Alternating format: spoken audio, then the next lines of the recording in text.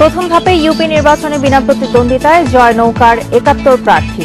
দুর্বল হবে স্থানীয় সরকার ব্যবস্থা, মত বিশেষজ্ঞদের।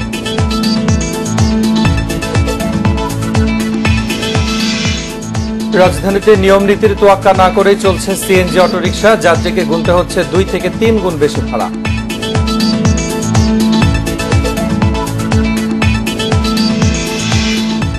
ঢাকা ও নারায়ণগঞ্জে ৪ নদীর সীমানা পিলার ও ওয়াকওয়ে নির্মাণে ধীরগতি। ৩ বছরে কাজ হয়েছে মাত্র ৪২ ভাগ।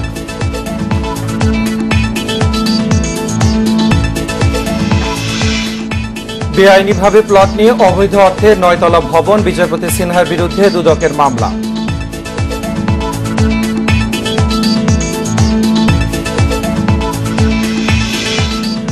কর্ণফুলী নদীতে বঙ্গবন্ধু টানেলের দ্বিতীয় টিউবের খনন কাজ শেষ। ৭৩ ভাগ কাজ সম্পন্ন, বলছেন প্রকল্প সংশ্লিষ্টরা।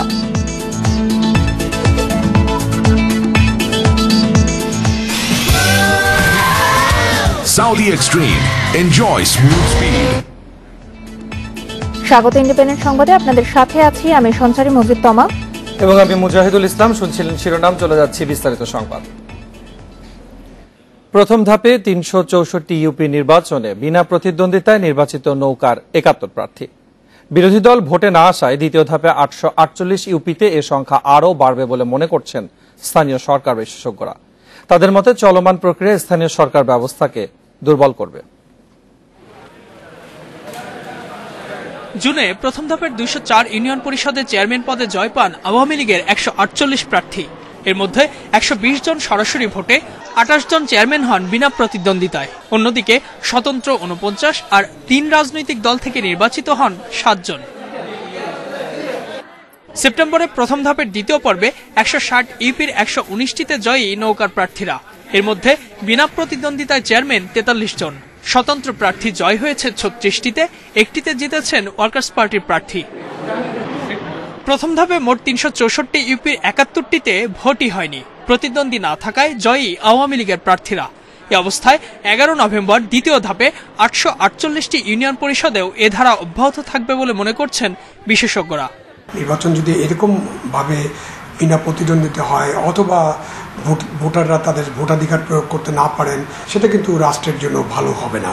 এইখানে নির্বাচন কমিশন কোনো পদক্ষেপ না নেওয়ায় যারা বিনা প্রতিদ্বন্দ্বিতায় নির্বাচিত হওয়ার খেলাটা খেলছেন, তারা ভাবছেন যে এটা একটা ভালো খেলা, আমরা এটা খেলতে পারি।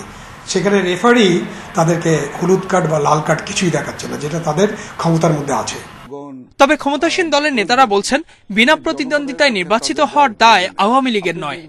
যেসব বিশেষজ্ঞরা বলেন, আমরা তাদেরকে বলব যে তারা অনুরোধ করে তাদেরকে নির্বাচনে আনুক।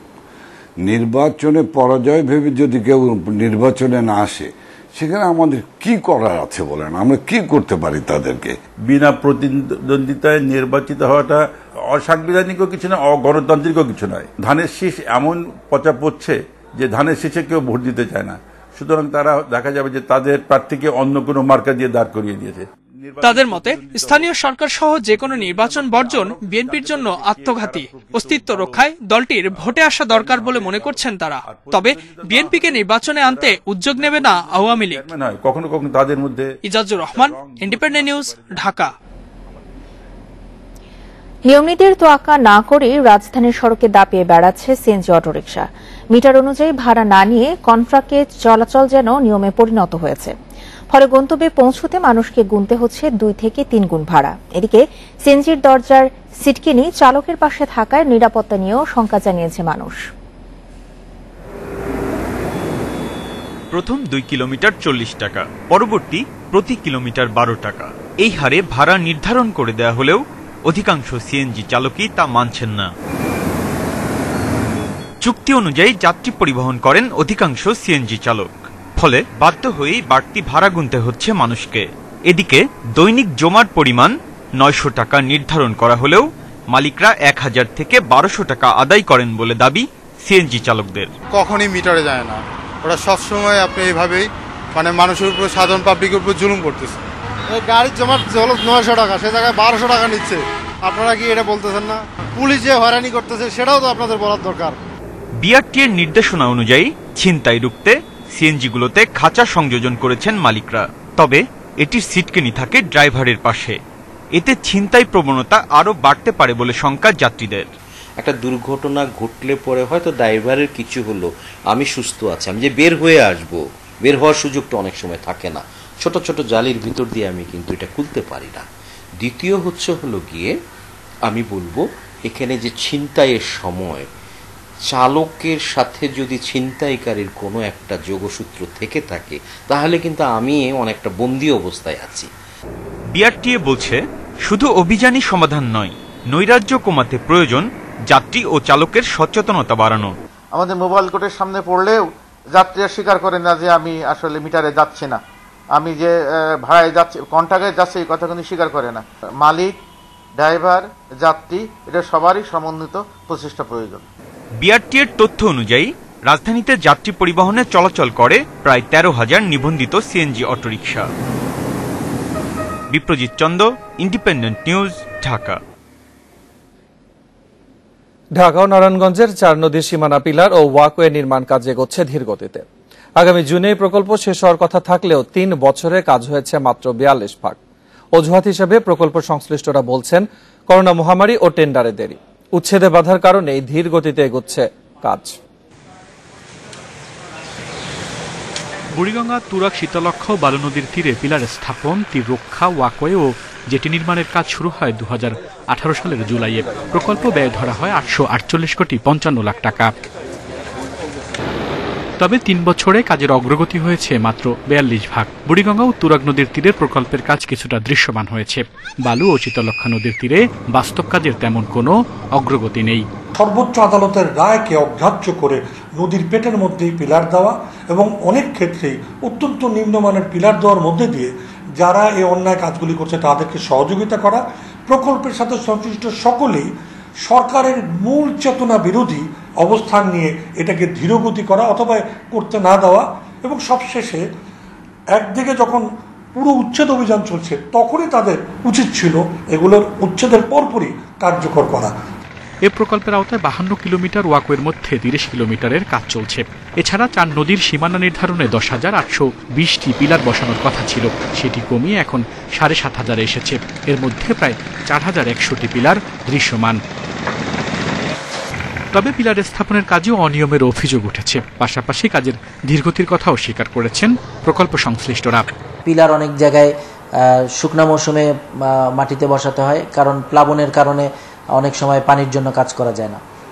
আর দ্বিতীয় হলো যে 2020-এর মার্চ মাসে হঠাৎ করেই কোভিড সংক্রমণ আসলো, তখন আমরা শ্রমিক পাচ্ছিলাম না, 6-7 মাস আমাদের বসে থাকতে হয়েছে। তা আমাদের কাজ মোটামুটি এখন এগিয়ে যাচ্ছে। পিলারের কাজ ঢাকা প্রান্তে আমাদের 80% শেষ হয়ে গেছে, উচ্ছেদও আমাদের প্রায় 80 থেকে 85% শেষ। যদি কোনো পুনর্দখল হয়ে থাকে সেগুলো আমরা ছোটখাটো উচ্ছেদ করে পিলার বসাচ্ছি। এদিকে এই প্রকল্পে এখন পর্যন্ত ব্যয় হয়েছে প্রায় 179 কোটি 85 লাখ টাকা। অন্যদিকে কাজ আশানুরূপ না হলেও প্রকল্পের ব্যয় প্রায় 333 কোটি টাকা বাড়িয়ে 1,181 কোটি 10 লাখ টাকা নির্ধারণ করা হয়েছে। আল আমিন হোসেন, ইন্ডিপেন্ডেন্ট নিউজ, ঢাকা। রাজধানীর উত্তরায় বেআইনিভাবে প্লট বরাদ্দ নিয়ে অবৈধ অর্থের মাধ্যমে 9তলা ভবন করার অভিযোগে সাবেক প্রধান বিচারপতি এস.কে. সিনহার বিরুদ্ধে মামলা করেছে দুদক। বৃহস্পতিবার ঢাকা সমন্বিত জেলা কার্যালয় 1-এ মামলাটি করেন দুদকের উপপরিচালক আনোয়ার প্রধান। 2011 সালে ছোট ভাই নরেন্দ্র কুমার সিনহার নামে রাজক পূর্বাচল প্রকল্পে প্লটের জন্য আবেদন করান সাবেক প্রধান বিচারপতি সুরেন্দ্র কুমার সিনহা। সেই বছরই বরাদ্দ হয় 3 কাঠার প্লট। পরে প্রভাব খাটিয়ে 3 কাঠার প্লটকে 5 কাঠা করানোর অভিযোগ আনে দুদক। 2012 সালে সেই প্লট উত্তরা 4 নম্বর সেক্টরের একটি 5 কাঠার প্লটের সঙ্গে বদল করে তোলেন 9তলা বাড়ি। বৃহস্পতিবার অবৈধ সম্পদ অর্জন, জালিয়াতি ও ক্ষমতার অপব্যবহারের অভিযোগে মামলা করেছে দুদক। অসৎ উদ্দেশ্যে নিজ ক্ষমতার অপব্যবহার করে প্রতারণার মাধ্যমে নিজ ভাই এবং নিজের আত্মীয়দের নামে বেনামে অর্জন করেছেন, যার কোনো বৈধ উৎস নাই, তার জ্ঞাত আয়ের সাথে অসঙ্গতিপূর্ণ এবং অনুসন্ধানে 7 কোটি 14 লাখ টাকার অবৈধ সম্পদের সন্ধানও পায় দুদক। প্লট জালিয়াতির কাজে বিচারপতি সিনহাকে রাজকের কোন কোন কর্মকর্তা সহায়তা করেছে তাও খতিয়ে দেখবে তারা। এখন তদন্ত শুরু, মামলার রুজু হয়েছে। পরবর্তী স্টেপ তো পুরো তদন্ত এবং আসামি হাজির করা, আদালতে সোপর্দ করা। সেই প্রক্রিয়ায় যেগুলো প্রয়োজন সেগুলো করছে। এছাড়া এসকে সিনহা ঘুষ নিয়েছেন এমন মিথ্যা তথ্য দেওয়ার অভিযোগে দায়ের মামলায় ব্যারিস্টার নাজমুল হুদার বিরুদ্ধে চার্জশিট দেওয়ার সিদ্ধান্ত নিয়েছে দুদক। রিশাদ হুদা, ইন্ডিপেন্ডেন্ট নিউজ, ঢাকা। জালিয়াতি প্রতারণা আলোচিত রিজেন্ট হাসপাতালের চেয়ারম্যান শাহেদের সঙ্গে স্বাস্থ্যের সাবেক ডিজি আবুল কালাম আজাদের কিভাবে ঘনিষ্ঠতা হয়েছিল তা জানতে চেয়েছেন বিচারক। এর আগে দুদকের মামলা আত্মসমর্পণ করেন ডাক্তার আজাদ। পরে তাকে 2 নভেম্বর পর্যন্ত জামিন দেয় আদালত। দুর্নীতি মামলায় আত্মসমর্পণ করতে বৃহস্পতিবার সকালে আদালতে আসেন স্বাস্থ্য অধিদপ্তরের সাবেক মহাপরিচালক ডাক্তার আবুল কালাম আজাদ। করোনার সময়ে নিবন্ধন না থাকার পরও রিজেন্ট হাসপাতালের সঙ্গে নমুনা পরীক্ষা ও চিকিৎসার জন্য হয় 3,34,00,000 টাকার চুক্তি। সে টাকা আত্মসাতের অভিযোগে করা মামলায় হাজির হন তিনি। শুনানির এক পর্যায়ে রিজেন্টের শাহেদের সঙ্গে এত ঘনিষ্ঠতা কিভাবে জানতে চায় আদালত। জবাবে ডাক্তার আজাদ আদালতকে জানান, রিজেন্টের সঙ্গে চুক্তির দিনই শাহেদকে প্রথম দেখেন তিনি। কোনো অন্যায় করেননি দাবি করে জানান, সচিব এবং মন্ত্রণালয়ের নির্দেশেই চুক্তি সই হয়েছে। মিরপুর একটা উত্তরা শাখা, এই দুটো ব্রাঞ্চেরই লাইসেন্স নবায়নবিহীন অবস্থায় ছিল এবং বন্ধ ছিল হসপিটালগুলো।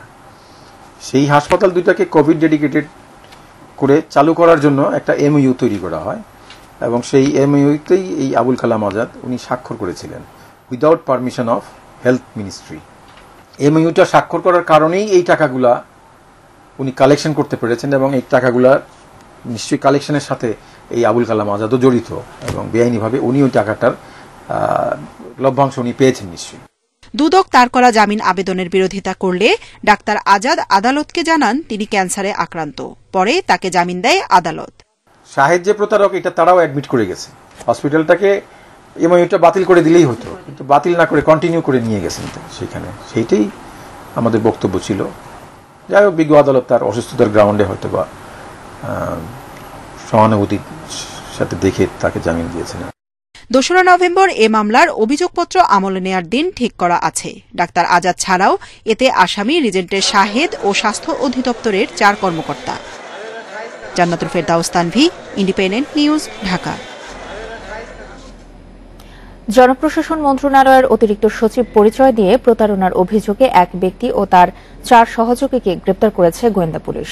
বৃহস্পতিবার রাত 10:30টার দিকে গুলশান 1 নম্বরের জব্বার টাওয়ারে অভিযান চালিয়ে তাদের গ্রেপ্তার করা হয়।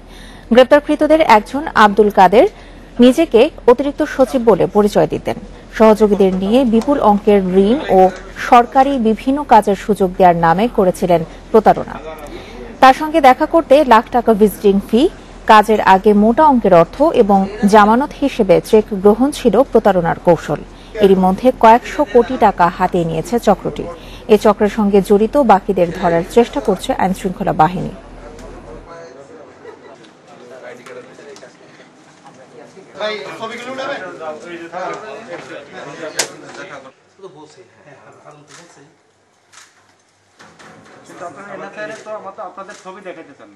সে এই অ্যাডিশনাল কার্ডটা ব্যবহার করে সে হাজার হাজার মানুষকে প্রতারণা করেছে। যেমন সে ম্যাট্রিক পাস করে নাই, সে প্রিন্স মুসাবিন শমশের যে ডেটকো সে কোম্পানির সে হলো লিগ্যাল অ্যাডভাইজার। বিভিন্ন সময় মন্ত্রণালয়ে গিয়ে সে ওই যে 200 কোটি 250 কোটি টাকা লোন পায় দেওয়া, তারপরে 200 কোটি আরেকটা ওয়ার্ক অর্ডার, এগুলির মানুষের কাছ থেকে সে ভুয়াভাবে তৈরি করে। বিনা জামানতে ঋণের অ্যাপস ভিত্তিক প্রতারক চক্রের 5 সদস্যকে গ্রেপ্তার করেছে ডিবি পুলিশ। চীনা নাগরিকদের যোগসাজশে যাদের বিরুদ্ধে মাসে 200 থেকে 300 কোটি টাকা পাচারের অভিযোগ। বৃহস্পতিবার ডিএমপি মিডিয়া সেন্টারের সংবাদ সম্মেলনে আরও জানানো হয়, বিকাশ ও নগদের মাধ্যমে চলে লেনদেন। টাকাওয়ালা, র্যাপিড ক্যাশ, ক্যাশম্যান সহ বাহারি নামের অ্যাপসের ছড়াছড়ি নেট দুনিয়ায়। স্বল্প সুদে জামানতবিহীন ঋণের আকর্ষণীয় বিজ্ঞাপন।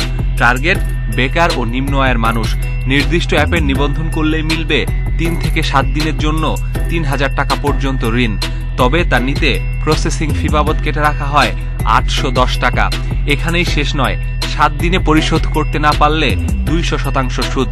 এভাবেই সুদের জালে ফাঁসিয়ে চীনা 6টি অ্যাপের মাধ্যমে 10 লাখ গ্রাহকের কাছ থেকে প্রতি মাসে 200 থেকে 300 কোটি টাকা পাচার হচ্ছে চীনে। কিছু চীনা নাগরিক বাংলাদেশি এজেন্টদের পাচার হচ্ছে চীনে।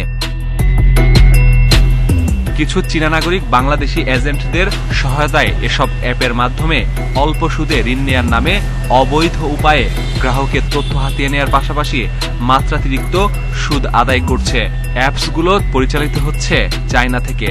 2190 টাকা তার মূল ইনভেস্টমেন্ট, সে কিন্তু প্রায় 4000 টাকার মতো কিন্তু নিয়ে নিচ্ছে, প্রায় 2 শতাধিক। এবং টাকাগুলি যেহেতু বিদেশি বাংলাদেশি মিলে করছে, এটার পরবর্তী টাকাগুলি কোথায় যায় সেই বিষয়গুলি, মানি লন্ডারিং হয় কিনা সেই বিষয়গুলি দেখি।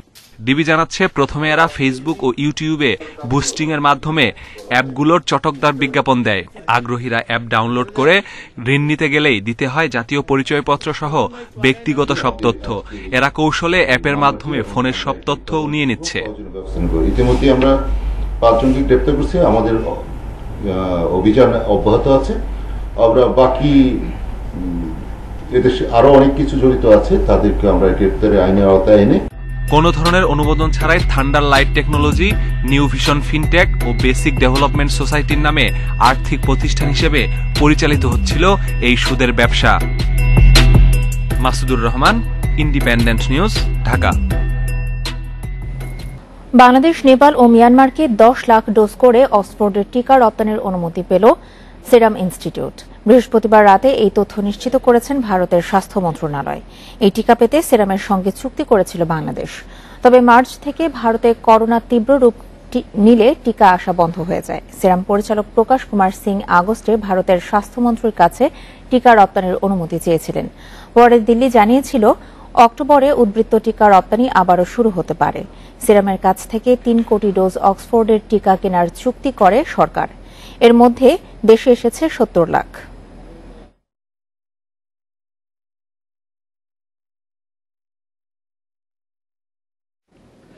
ইউনানি লাইসেন্স নিয়ে অনুমোদনহীন ওষুধ তৈরি ও বিক্রির দায়ে স্টার ল্যাবরেটরিজ নামের একটি প্রতিষ্ঠানের মালিক সহ 2 জনকে গ্রেপ্তার করা হয়েছে। বৃহস্পতিবার সন্ধ্যায় রাজধানীর নিউ এলিফ্যান্ট রোডে ওষুধ প্রশাসন অধিদপ্তরের ভ্রাম্যমাণ আদালতের অভিযানে জব্দ করা হয় 50 লাখ টাকার অনুমোদনহীন ওষুধ। ওষুধ প্রশাসন অধিদপ্তরের অনুমোদন অনুযায়ী স্টার ল্যাবরেটরিজের 75 ধরনের ওষুধ তৈরি করার কথা। ইউনানি লাইসেন্স থাকলেও কোম্পানিটির অধিকাংশ ওষুধ তৈরিতে ওষুধ প্রশাসন অধিদপ্তরের নীতিমালা না মানার অভিযোগ। জিরো সাইজ ক্যাপসুলে 500 নিচে হয় না, আমাদের 500, ওই জন্য 500 অনুমোদন কি করে নিলেন? না, আছে 250 অনুমোদন। তাহলে 500 কেন বানাচ্ছেন?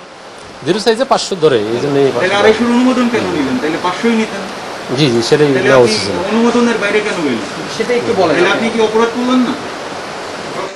বেশ কিছু অভিযোগের ভিত্তিতে প্রতিষ্ঠানটিতে অভিযান চালায় ওষুধ প্রশাসন অধিদপ্তরের ভ্রাম্যমাণ আদালত। এতে 7 ধরনের অনুমোদনহীন ওষুধের সন্ধান মেলে।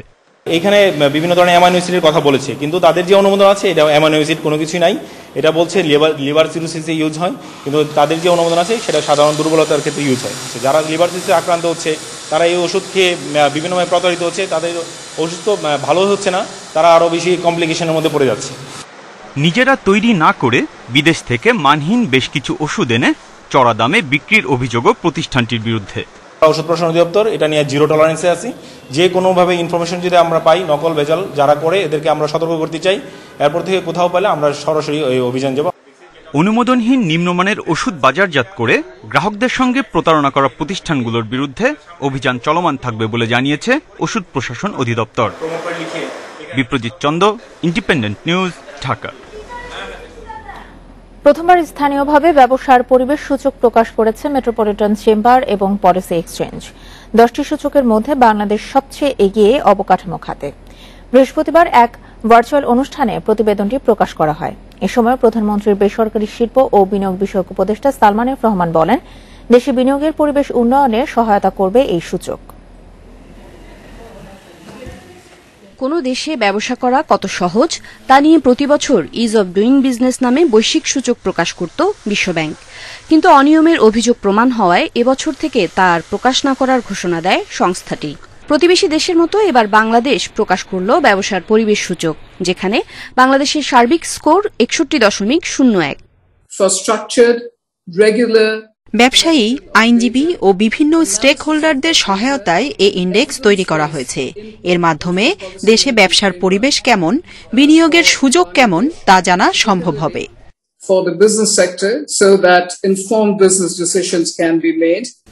যে 10টি সূচকের ভিত্তিতে এই প্রতিবেদন তৈরি হয়েছে এর মধ্যে ব্যবসা শুরুর সূচকে দেশের স্কোর 68.91, প্রযুক্তিতে 57.7, উদ্যোক্তাদের অর্থায়ন প্রাপ্তিতে স্কোর 50.78 এবং সবচেয়ে পিছিয়ে থাকা বৈদেশিক ব্যবসা সহজীকরণ সূচকের স্কোর 49.43।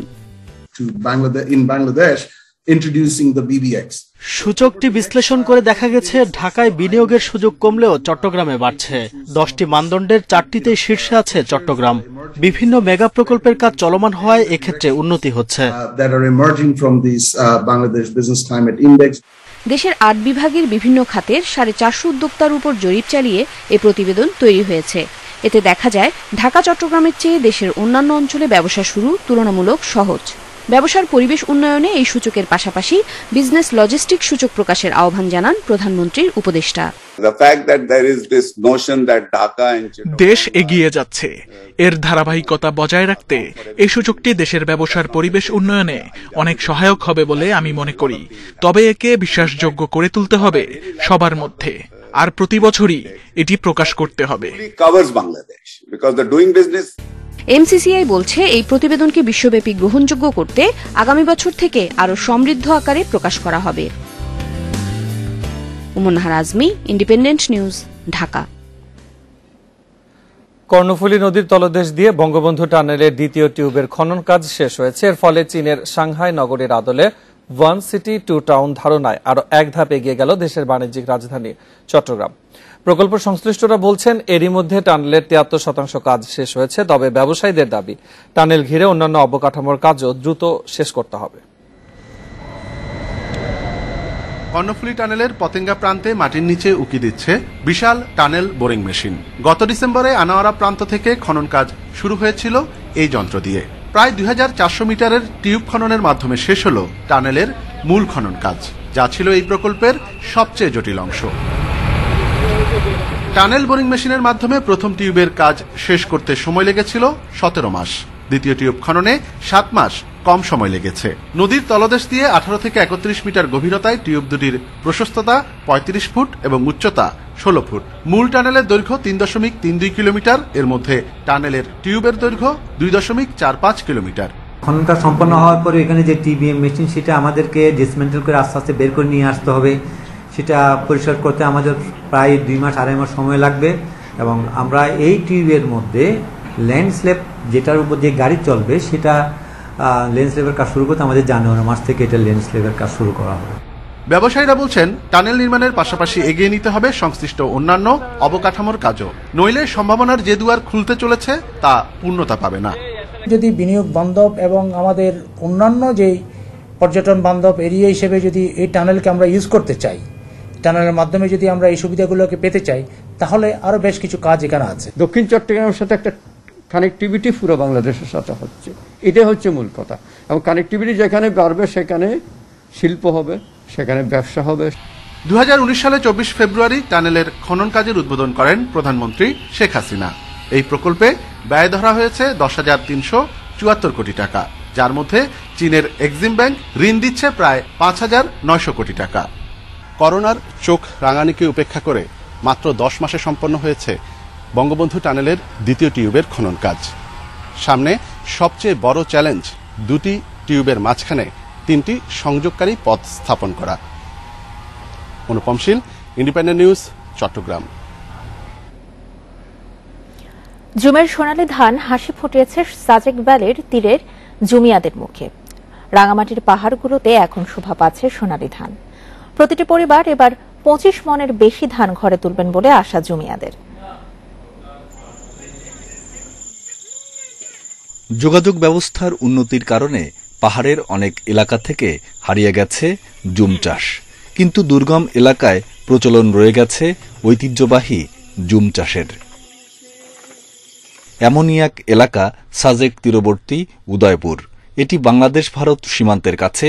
এখানে জুমে শোভা পাচ্ছে সোনালী ধান। এবছর উদয়পুরে বিগত বছরের চেয়ে দ্বিগুণ ফলন হয়েছে বলছেন জুমিয়ারা।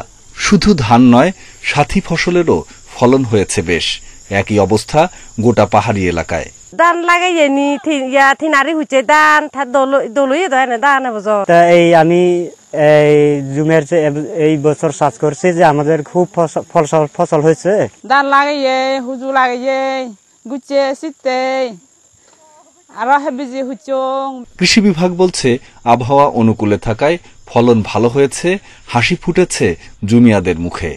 সার্বিকভাবে এবার আমাদের আবহাওয়া অনুকূলে আছে এবং ফলন খুবই ভালো।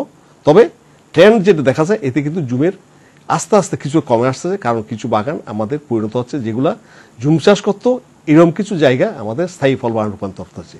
এই কারণে আমাদের কিন্তু আস্তে আস্তে হয়তো জুম কমলেও সার্বিকভাবে আমাদের কৃষকরা লাভবান হবে, কারণ তারা ফলের দিকে চলে আছে।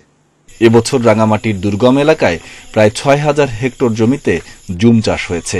লক্ষ্যমাত্রা ধরা হয়েছে ৭,৭০০ metric ton. Independent News desk. দেশে মাদকাসক্তের সংখ্যা ৮০ লাখ ছাড়িয়েছে। মাদকের বিস্তার কমাতে সরকার সর্বাত্মক চেষ্টা করছে। কেরানীগঞ্জে পুলিশের অধীনে তৈরি মাদকাসক্তি নিরাময় কেন্দ্র উদ্বোধন করে একথা জানিয়েছেন স্বরাষ্ট্রমন্ত্রী আসাদুজ্জামান খান। এই উদ্যোগকে সারা দেশে ছড়িয়ে দেওয়ার আশা পুলিশ প্রধানের। পুলিশ কল্যাণ ট্রাস্টের উদ্যোগে তৈরি হয়েছে ঢাকার দক্ষিণ কেরানীগঞ্জে ৬০ শয্যা বিশিষ্ট আধুনিক মাদকাসক্ত নিরাময় ও মানসিক স্বাস্থ্য পরামর্শ কেন্দ্র ওয়েসিস। এর উদ্বোধন করে স্বরাষ্ট্রমন্ত্রী বলেন, মাদকাসক্ত নিরাময় কেন্দ্রের সংখ্যা কম না হলেও খরচ ও পরিবেশ নিয়ে অভিযোগের অন্ত নেই। মাদকদ্রব্য নিয়ন্ত্রণ অধিদপ্তর এই হাসপাতালটা পরিচালনা করেন। এই হাসপাতালের অনেক কিছুই নেই, অনেক অসুবিধা, তারপরও এটা চলছে। আপনার সবাইকে উদ্বুদ্ধ করেন, জানান এটা যদি আমরা কন্ট্রোল না করতে পারি, নিয়ন্ত্রণ না করতে পারি, তাহলে আমাদের যে ভবিষ্যৎ, আমাদের যে প্রজন্ম শেষ হয়ে যাবে। আমরা 2041-এ যে স্বপ্ন দেখছি উন্নত বাংলাদেশ, সেইখানে আমরা উচট খাবো। পুলিশের এ উদ্যোগে সর্বাত্মক সহযোগিতা করার প্রতিশ্রুতি দেন অনুষ্ঠানের বিশেষ অতিথি স্বাস্থ্যমন্ত্রী জাহিদ মালেক।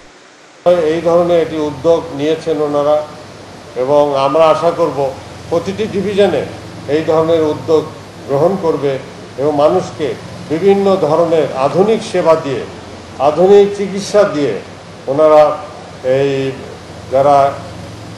যে সমস্ত রোগীরা আসবেন, মাদকাসক্ত ব্যক্তিরা আসবেন, তাদেরকে সারিয়ে তুলবেন এবং স্বাভাবিক জীবনে তাদেরকে ফিরিয়ে নিয়ে যাবেন। শুধু আইন প্রয়োগ করে নয়, মাদকের চাহিদা কমাতে সবাইকে আরো দায়িত্বশীল হওয়ার আহ্বান জানান পুলিশ প্রধান বেনজির আহমেদ। যে কাজটা সবাই মিলে করে সেটা হচ্ছে সাপ্লাই কাজ, কিন্তু যদি ডিমান্ড থাকে কোনো না কোনোভাবে সাপ্লাই হবেই। সে কারণে অবশ্যই আমাদের ডিমান্ড কাট করতে হবে, আর ডিমান্ড কাট করতে হলে এই সমস্যা যারা মাদকাসক্ত হয়েছে এদের চিকিৎসার ব্যবস্থা করতে হবে। মাদকাসক্ত মানেই অপরাধী নয় জানিয়ে অভিভাবকদের মাদকাসক্ত সন্তানদের চিকিৎসার ব্যবস্থা করারও অনুরোধ জানিয়েছেন বক্তারা। Suman Tanvir, independent news, Dhaka. ঘূর্ণিঝড় শাহিনের আঘাতে ওমানের নিহত ৩ প্রবাসীর লক্ষ্মীপুরের বাড়িতে নেমে এসেছে শোকের ছায়া। ৩ প্রবাসী সদর উপজেলার পার্বতীনগরের একই পরিবারের সদস্য। স্বজনের মৃত্যুতে হতবিহ্বল তাদের পরিবার। এই ঘটনায় ওমান সরকারের কাছ থেকে ক্ষতিপূরণ আদায় এবং নিহত স্বজনদের মরদেহ দেশে ফিরিয়ে আনতে সরকারি সহায়তার দাবি তাদের। ওমান প্রবাসী জিল্লুর রহমানের স্বজনদের আহাজারিতে ভারী হয়ে উঠেছে সদর উপজেলার পার্বতীপুর এলাকা। পরিবারের সচ্ছলতা ফেরাতে 10 বছর আগে খেজুর বাগানে শ্রমিকের কাজ নিয়ে ওমানে পাড়ি জমান তিনি। এর কয়েক বছর পর চাচাতো ভাই শামসুল ইসলাম ও ভাগিনা আমজাদ হোসেন হৃদয়কে সেখানে কাজের সুযোগ করে দেন। গত 3 অক্টোবর সন্ধ্যায় খেজুর বাগানে কাজ করার সময় ঘূর্ণিঝড় শাহিন আঘাত হানলে পানির স্রোতে তারা ভেসে যান। 2 দিন পর ঘটনাস্থল থেকে 50 কিলোমিটার দূরে জিল্লুর ও শামসুলের মরদেহ পাওয়া যায়, আর বুধবার পাওয়া যায় আমজাদের মরদেহ।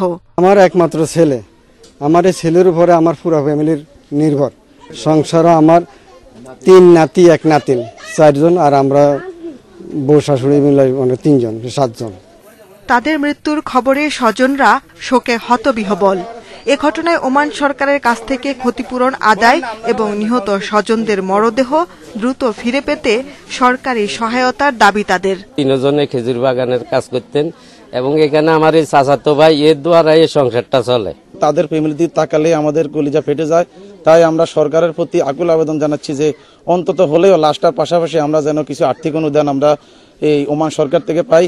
জেলা প্রশাসক জানিয়েছেন নিহতদের মরদেহ দেশে ফিরিয়ে আনতে সে দেশের দূতাবাসের মাধ্যমে যোগাযোগ করা হচ্ছে। আমরা পরিবারের আবেদন পেলে এর সাথে প্রবাসী কল্যাণ ও বৈদেশিক মন্ত্রণালয়ের সাথে এবং এমবাসির সাথে যোগাযোগ করে সেটির ব্যবস্থা অবশ্যই আমরা গ্রহণ করব। একই সঙ্গে নিহতদের পরিবারের জন্য ক্ষতিপূরণ আদায়ের চেষ্টা চলছে বলেও জানান তিনি। Independent News desk. আগামী 20 অক্টোবর সারা দেশে পালিত হবে পবিত্র ঈদে মিলাদুন্নবী। বৃহস্পতিবার বাংলাদেশের কোথাও নতুন চাঁদ দেখা না যাওয়ায় শনিবার থেকে পবিত্র রবিউল আওয়াল মাস গণনা শুরু হবে। বৃহস্পতিবার সন্ধ্যায় জাতীয় মসজিদ বাইতুল মোকাররমের সভাকক্ষে জাতীয় চাঁদ দেখা কমিটির সভায় এই সিদ্ধান্ত গৃহীত হয়। এতে সভাপতিত্ব করেন ধর্ম প্রতিমন্ত্রী ফরিদুল হক খান। হিজরি ক্যালেন্ডারের 12 রবিউল আওয়াল মুসলিম ধর্মাবলম্বীদের মহানবী হযরত মুহাম্মদ সাল্লাল্লাহু আলাইহি ওয়াসাল্লামের জন্ম ও মৃত্যুদিন। এই দিনটি মুসলিম বিশ্বে ঈদে মিলাদুন্নবী হিসেবে পালন করা হয়। বাংলাদেশে এই দিনটি সরকারি ছুটির দিন হিসেবে গণ্য করা হয়।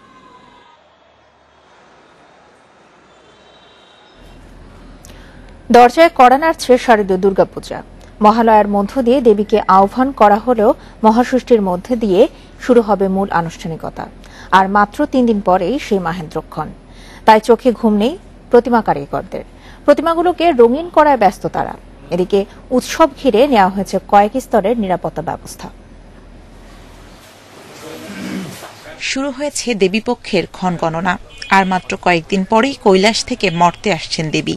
তাই মণ্ডপে মণ্ডপে চলছে দেবী বরণের প্রস্তুতি। নিপুণ হাতে প্রতিমার আবয়ব তৈরির পর এবারে রং, পোশাক আর গহনা দিয়ে দেবীকে সাজাতে ব্যস্ত শিল্পীরা।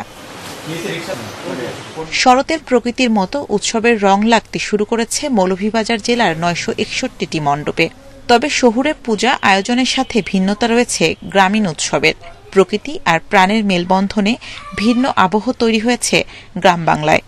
মাটির যেটা কাজ সেটা আরো 4-5 দিন আগে শেষ করেছে। এখন হচ্ছে রঙের কাজ চলছে এবং রঙের কাজও শেষ পর্যায়ে। করোনার কারণে অনেক মণ্ডপেই যাওয়া হয়নি, শুধু কাছাকাছি যা ছিল ওইগুলো দেখেছি।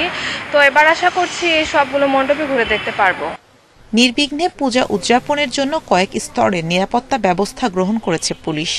পোশাকি এবং সাদা পোশাকি পুলিশ ডিপ্লয়মেন্ট, এটা ষষ্ঠীর দিন থেকে অর্থাৎ 11 তারিখ পূর্বাহ্নেই আমাদের জেলা পুলিশের এই নিরাপত্তা আয়োজনটা শুরু হবে।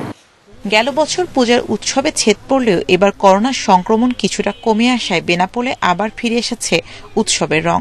তবে প্রতিমা কারিগররা বলছেন বাজারে রং তুলির দাম বাড়লেও তাদের মজুরি বাড়েনি। চেষ্টা করব যে এই করোনাকালীন আমরা সচেতন মেনে যাতে পুজোটা করতে পারি। রঙের কাজকর্ম সব ঠিকঠাক হয়ে গেছে, কারা এখনো করতে পারেনি। যদি সরকার আমাদের দিকে সুদয় দৃষ্টি রেখে অর্থের বরাদ্দটা একটু বাড়াতো, সকলে খুশি এবং আনন্দিতভাবে পুজোটা পালন করতে পারত। সবার সহযোগিতায় স্বাস্থ্যবিধি মেনে শারদীয় দুর্গাপূজা উদযাপনের আশা আয়োজকদের। Shamima Rahman, independent news. দুর্গাপূজার প্রস্তুতির খবর জানাতে এবার বেনাপোল থেকে যোগ দিয়েছেন আমাদের সহকর্মী এম এ রহিম। রহিম, সার্বিকভাবে বেনাপোলে দুর্গাপূজার প্রস্তুতি কেমন দেখছেন? কি কি আনুষ্ঠানিকতা রয়েছে?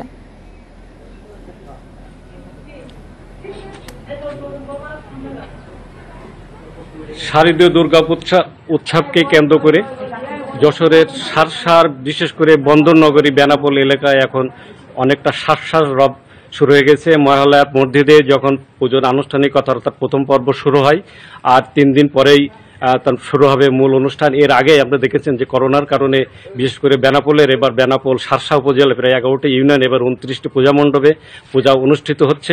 তো মহালয়ার পর থেকে অনেকটা এখানে প্রায় 29টি পূজা মণ্ডপের মধ্যে আমরা দেখেছি প্রায় 26টি পূজা মণ্ডপে রঙের কাজটা অনেকাংশে শেষ হয়ে গেছে। আমরা এখন অবস্থান করছি ওপারে ভারত, এপারে বাংলাদেশের পাঁচোয়ার বড় এলাকা, যেটা দৃষ্টিনন্দন একটি মণ্ডপ এখানে সাজানো হয়েছে। আপনি দেখছেন, আমি একটু দেখাতে চাই যে মহালয়ার শুরুর পর দিন থেকে এখানে সকালে বা বিকালে এখানে হিন্দু ধর্মাবলম্বী সনাতন যারা ধর্মে বিশ্বাসী, তারা সাথে সাথে এখানে এই উৎসবটি এটা সর্বধর্ম বর্ণের উৎসবে পরিণত হয়েছে। এখানে যারা অনেক বিভিন্ন মুসলিম ধর্মের আছে উচ্চ বয়সে, তারাও সকাল বিকাল এখানে অনেকে আসছেন এই প্রতিমা দর্শনে, তারা প্রতিমা দর্শন করছেন।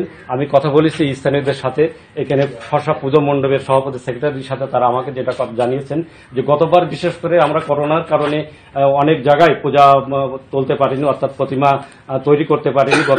গতবার 26টি পূজা মণ্ডপে পূজা অনুষ্ঠিত হয়েছে, এবার 3টা বেড়ে 29টি পূজা মণ্ডপেই তাদের এই প্রতিমা অনুষ্ঠিত হচ্ছে। সকাল বিকাল যত সময় যাচ্ছে তত বিভিন্ন দিক থেকে, অর্থাৎ আপনাকে বলে রাখি পার্শ্ববর্তী দেশ ভারত থেকে অনেকে পাসপোর্ট যাত্রী হিসাবে যারা বিভিন্নভাবে আসছেন, তারাও এখানে তাদের নারীর টানে তাদের আত্মীয়র কাছে এসে, কারণ ভারত থেকে এবার বাংলাদেশের বেশ কিছু জায়গাতেই এবার প্রতিমা খুব ভালো হচ্ছে, যেমন আমাদের বাগেরহাট, যশোর সহ বিভিন্ন জায়গাতে তারা প্রতিমা দর্শনে আসছেন।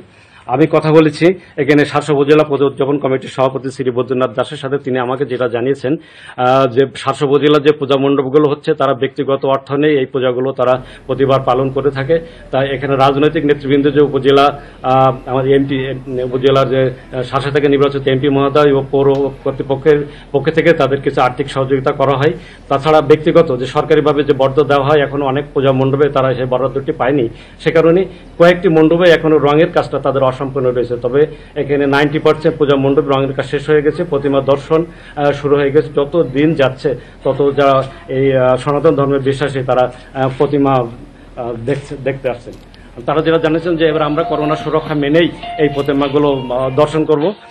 এখানে বিশেষ করে কিশোর কিশোরী বা বিশেষ নারীদের সংখ্যা বেশি, যত দিন যাচ্ছে তারা প্রতিমা দর্শন আসছে, তারা মনে খুশি মনে। জি রহিম, আপনি তথ্য সংগ্রহ করতে থাকুন, পরবর্তীতে আপনার সঙ্গে আমরা আবারও যোগাযোগ করব। বেনাপোল থেকে দুর্গাপূজার প্রস্তুতি সম্পর্কে জানাচ্ছিলেন আমাদের সহকর্মী এম এ রহিম।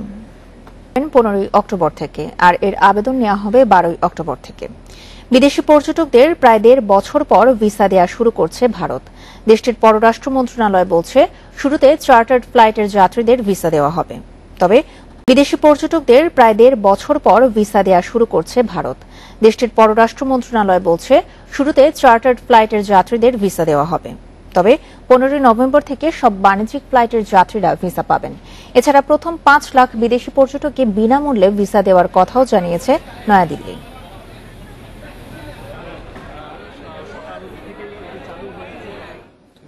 বিশ্বে করোনায় একদিনে মারা গেছে 7,816 জন, নতুন আক্রান্ত 4,55,000। সবচেয়ে বেশি প্রাণহানি যুক্তরাষ্ট্রে 1,680 জনের, নতুন শনাক্ত হয়েছে 99,747। বিশ্বে এই নিয়ে করোনায় মোট মৃত্যু হয়েছে 48,48,000-এর বেশি, শনাক্ত 23,75,00,000-এর বেশি। এদিকে রাশিয়ায় করোনায় একদিনে 924 জন মারা গেছে, একদিনে শনাক্ত হয়েছে 27,500। বিধিনিষেধের শিথিলতা ও টিকা কার্যক্রমের ধীর গতির কারণে পরিস্থিতির অবনতি হচ্ছে দেশটিতে। এদিকে একদিনে দ্বিতীয় সর্বোচ্চ আক্রান্ত হয়েছে যুক্তরাজ্যে 40,000-এর বেশি মানুষ। চিলিতে টিকার বুস্টার ডোজের ফলে করোনা আক্রান্ত হয়ে হাসপাতালে ভর্তির সংখ্যা কমেছে। এবছর সাহিত্যে নোবেল পুরস্কার পেলেন তানজানিয়ার ঔপন্যাসিক আব্দুল রাজাক গুরনা। ঔপনিবেশিকতার প্রভাব এবং উপসাগরীয় অঞ্চলের শরণার্থীদের ভাগ্য প্রকাশে তার আপোষহীন এবং সহানুভূতিশীল দৃষ্টিভঙ্গির স্বীকৃতি দিল নোবেল কমিটি। প্যারাডাইস নামে তার 4র্থ উপন্যাসের জন্য মনোনীত হয়েছিলেন তিনি। সহানুভূতিশীল ভাষা আর অর্থযুক্ত স্পষ্ট লিখনের জন্য পৃথিবীজুড়ে প্রসিদ্ধ তানজানিয়ার ঔপন্যাসিক আব্দুল রাজাক গুরনা, যার সাহিত্যিক জীবনের পুরোটাই কাটিয়েছেন ঔপনিবেশিকতার দুর্দশা আর শরণার্থীদের কষ্টের গল্প লিখে। শরণার্থীদের বিষয়ে তার জীবনমুখী দৃষ্টিভঙ্গির প্রতিদান হিসেবে এবার সাহিত্যে নোবেল পেলেন 72 বছর বয়সী এই সাহিত্যিক। বৃহস্পতিবার royal Swedish academy of science তার নাম ঘোষণা করে। 1994 সালে তার লেখা উপন্যাস প্যারাডাইসের জন্য তাকে মনোনীত করা হয়েছিল। এটি লেখা হয় বিংশ শতাব্দীর গোড়ার দিকে তানজানিয়ায় বেড়ে ওঠা এক ছেলের গল্প নিয়ে। 1948 সালে তানজানিয়ার জাঞ্জিবারে জন্মগ্রহণ করেন আব্দুল রাজাক গুরনা। 1960-এর দশকের শেষের দিকে শরণার্থী হিসেবে পাড়ি জমান যুক্তরাজ্যে। এখন পর্যন্ত 10টি উপন্যাস ও কয়েকটি ছোট গল্প লিখেছেন এই সাহিত্যিক, যার মধ্যে প্যারাডাইস ও ডিসারশন অন্যতম। তার লেখার প্রতিটি পরতে ফুটে ওঠে শরণার্থী জীবনের উপলব্ধি, দুঃখ আর বিড়ম্বনার কথা। অবসর নেয়ার আগ পর্যন্ত যুক্তরাজ্যের ইউনিভার্সিটি অব কেন্টের অধ্যাপক ছিলেন তিনি। and which is Ashraf Shuvo, Independent News. incommensurable one from the other. বিশ্বকাপ বাছাই পর্বে ভেনেজুয়েলাকে 3-1 গোলে হারিয়েছে ব্রাজিল। আরেক ম্যাচে প্যারাগুয়ের সাথে গোলশূন্য ড্র করেছে আর্জেন্টিনা। ভেনেজুয়েলার মাঠে ম্যাচের শুরুতে পিছিয়ে পড়ে ব্রাজিল। 11 মিনিটে এরিক রামিরেজের গোলে এগিয়ে যায় স্বাগতিকরা। প্রথমার্ধে বারবার আক্রমণে গিয়েও ব্যর্থ হয় সেলেসাওরা। দ্বিতীয়ার্ধে গতি বাড়ে নেইমারবিহীন ব্রাজিলের। 71 মিনিটে সমতা টানেন মার্কুইনহোস। পেনাল্টি থেকে ব্যবধান দ্বিগুণ করেন গ্যাব্রিয়েল, আর ইনজুরি টাইমে দলকে 3-1 ব্যবধানে বড় জয় এনে দেন অ্যান্টনি। অন্যদিকে প্যারাগুয়ের সাথে আক্রমণাত্মক শুরু করে আর্জেন্টিনা। একের পর এক সুযোগ তৈরি করেও গোলের দেখা পাননি মেসি। প্রথমার্ধে বল দখলে আধিপত্য দেখালো, আক্রমণে ব্যর্থ হয় আলবিসেলেস্তারা। শেষ পর্যন্ত গোলশূন্য ড্র হয় ম্যাচ।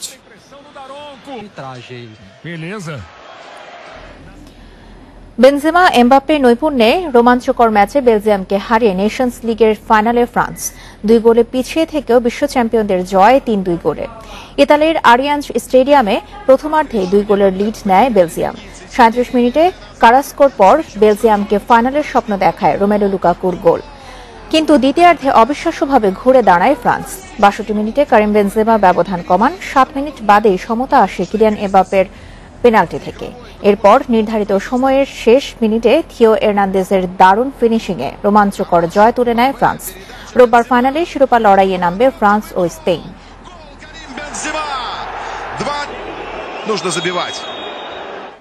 সাফ চ্যাম্পিয়নশিপে মালদ্বীপের কাছে 2 গোলে হেরেছে বাংলাদেশ। দ্বিতীয়ার্ধে হামজা মোহাম্মদ ও আলী আশফাকের গোলে এগিয়ে যায় স্বাগতিকরা। বিপরীতে বেশ কিছু সুযোগ তৈরি করেও গোলমুখ খুলতে ব্যর্থ লাল সবুজের প্রতিনিধিরা। এই হারে ফাইনালের পথ অনেকটাই কঠিন হল অস্কার ব্রুজনের দলের। শেষ ম্যাচে নেপালের বিপক্ষে জয়ের বিকল্প নেই জামাল ভুঁইয়াদের। স্বাগতিক দর্শকদের হুঙ্কারে উন্মাতাল মালে স্টেডিয়াম। লাল সবুজ দর্শকদের জন্য জায়গা মাত্র 2টি ব্লকে। স্প্যানিশ মাস্টারমাইন্ডের পছন্দের ফরমেশন 4-1-4-1। শুরুতে ধীর গতিতে নিজেদের মানিয়ে নেয়ার চেষ্টা, বিল্ড আপ ফুটবলে শুরুতেই বিপ্লুর চেষ্টা। আক্রমণ ভাগে ওরা মজবুত, কিন্তু লাল সবুজ ডিফেন্স ভাঙতে যে কঠিন পরীক্ষা দিতে হবে সেটা জানা ছিল। 22 মিনিটে প্রথম কর্নার, ইব্রাহিমের শট লক্ষ্যভ্রষ্ট। ডিফেন্ডিং চ্যাম্পিয়নদের পাসিং ফুটবলে নিজেদের রক্ষণ ঠিকঠাক রেখে বেশ কয়েকবার আক্রমণে বেঙ্গল টাইগাররা। শেষ 25 মিনিটে 31 ধাপ এগিয়ে থাকা দলটির আক্রমণে দিশেহারা টিম বাংলাদেশ। গোলপোস্টে জিকো নৈপুণ্যে প্রথমার্ধে রক্ষা। দ্বিতীয়ার্ধের শুরুতে আরও একবার দলের ত্রাতা জিকো। মিনিট খানিক পর শেষ রক্ষা হয়নি। মিডফিল্ডার হামজা মোহাম্মদের দুর্দান্ত বাইসাইকেল কিকে লিড স্বাগতিকদের। পরিকল্পনা বদলে সাবস্টিটিউট 3 খেলোয়াড়ে আস্থা অস্কার ব্রুজনের। ডি বক্সে সোহেলের ভুলে লিড ডাবলের সুযোগ কাজে লাগাতে ভুল করেননি মালদ্বীপের নির্ভরতার প্রতীক আলী আশফাক। শেষ বাঁশি বাজার কয়েক সেকেন্ড আগে জামালের শট বার পোস্টে থাকলে হয়তো ব্যবধান কমতে পারত। শারীরিক দক্ষতা, বল দখল কিংবা পাসিং কোনোটাই যে ঠিকঠাকভাবে পালন করতে পারেনি টিম বাংলাদেশ। 18 বছরের শিরোপার আক্ষেপ ঘোষণার ম্যাচে ডিফেন্ডিং চ্যাম্পিয়নদের আধিপত্য স্পষ্ট। মাস্টুই নেপাল ম্যাচের আগে গলার কাটা হয়ে দাঁড়িয়েছে 5-5টি হলুদ card. Kamrul Hasnat, independent news, মালে, মালদ্বীপ। শারীরিক দক্ষতায় পিছিয়ে থাকায় মালদ্বীপের বিপক্ষে জয় সম্ভব হয়নি। ম্যাচের পুরো সময় পূর্ণ মনোযোগ রাখতে না পারায় ডিফেন্ডিং চ্যাম্পিয়নদের বিপক্ষে এই হার বলছেন জাতীয় দলের head coach Oscar Bruzon. Match শেষে সংবাদ সম্মেলনে রেফারিং ক্ষুব্ধ প্রতিক্রিয়া জানিয়েছেন এই স্প্যানিয়ার্ড। আজকের রেফারিং পক্ষপাতমূলক ছিল, কিছু সিদ্ধান্ত আমাদের বিপক্ষে গেছে। এমন রেফারি দিয়ে এই ধরনের টুর্নামেন্ট পরিচালনা করা উচিত না। আর মালদ্বীপ শারীরিকভাবে অনেক এগিয়ে ছিল। আমরা পুরোটা সময় একই ছন্দে খেলতে পারিনি। 7 দিনে 3টি ম্যাচ খেলতে হয়েছে আমাদের। ছেলেরা বেশ ক্লান্ত, তবে আমি ফাইনালের আশা ছাড়ছি না। টি-20 বিশ্বকাপে টাইগারদের পঞ্চম অধিনায়ক মাহমুদুল্লাহ রিয়াদ। নেতৃত্বগুণ আর নিজস্ব পারফরমেন্সে আছেন দারুণ অবস্থানে। সতীর্থদের মধ্যে হার না মানা মানসিকতাও তৈরি করতে পেরেছেন অধিনায়ক। আগের 6 আসরে ব্যাটে বলে বিবর্ণ রিয়াদ এবার ব্যর্থতার বৃত্ত ভাঙতে মুখিয়ে। যে ফরম্যাটে শুধু ব্যর্থতাই হতো সঙ্গী, সম্প্রতি মাহমুদুল্লাহ রিয়াদের নেতৃত্বে সেখানেই ধারাবাহিক সাফল্য। টি-20তেও এখন স্বপ্নবাজ টিম টাইগার্স। অভিজ্ঞতা তারুণ্যের সমন্বয়ে দলকে এক সুতোয় গেঁথেছেন রিয়াদ। সবার মধ্যে বন্ধনটাও হয়েছে মজবুত। দলকে উজ্জীবিত রেখে ভালো মন্দ সময় সতীর্থদের পাশে থেকে যোগ্য নেতার ভূমিকায় রিয়াদ। ম্যাচ পরিস্থিতি বুঝে সিদ্ধান্ত, বোলার ব্যবহার কিংবা ফিল্ড সেটআপে তার মুন্সিয়ানা প্রতিপক্ষকে ফেলে শক্ত পরীক্ষা। বিশ্বকাপ অনেক খেলেছেন, এবার একটা বিশেষ। অধিনায়ক রিয়াদের বিশ্বমঞ্চে অভিষেক ওমান আমিরাতে পারফর্ম করেই নেতৃত্ব দিতে চান সামনে থেকে। চাপ তো সবসময় থাকবে, আপনি যখন বাংলাদেশে ফরে খেলবেন, ইন্টারন্যাশনাল ম্যাচ খেলবেন, সবসময়ই চাপ থাকবে। একটা এক্সপেকটেশনস থাকে, নিজের এক্সপেকটেশনস থাকে, টিমের এক্সপেকটেশনস থাকে। তো এই এক্সপেকটেশনসগুলো সবসময় থাকবে, বাট আপনি যখন মাঠে নামবেন ওই জিনিসগুলো যেন সাইডে রেখে আমরা মাঠে নামতে পারি এবং আমরা আমাদের কাজের প্রতি ফোকাস রাখতে পারি, সেটাই মূল লক্ষ্য থাকবে।